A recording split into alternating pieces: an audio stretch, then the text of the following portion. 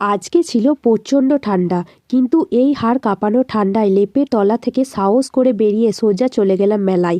আর ভাগ্যিস গেলাম, না গেলে বুঝতেই পারতাম না আজকেই ছিল মেলার শেষ দিন। লেপের ভেতর থেকে বেরিয়ে সোজা মেলায় চলে এসেছি। বাড়ি থেকে তেমন কিছু খেয়ে আসা হয়নি, ওই জন্যই মেলায় এসে প্রথমেই খেয়ে নিলাম ফুচকা। চলো, ফুচকা খাওয়া হয়ে গেছে, এবার একটু মেলাটা ঘুরে দেখা যাক। কেন জানি না আমার এই মেলাটা একদম ভালো লাগেনি।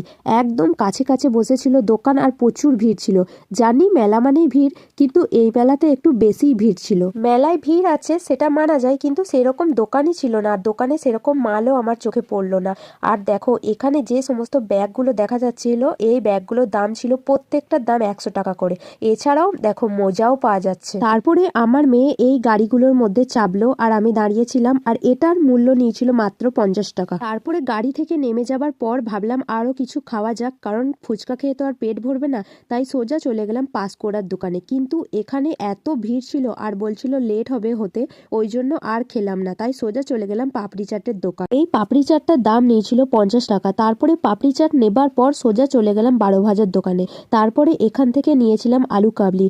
আর দেখো, এখানে ফাংশন হচ্ছে, তাই আলু কাবলি খেতে খেতে ফাংশন দেখছিলাম। আর ফাংশন দেখা হয়ে গেলে সোজা চলে গেলাম কাবাবের দোকানে, কারণ এখানে গরম গরম কাবাব সেকছিল।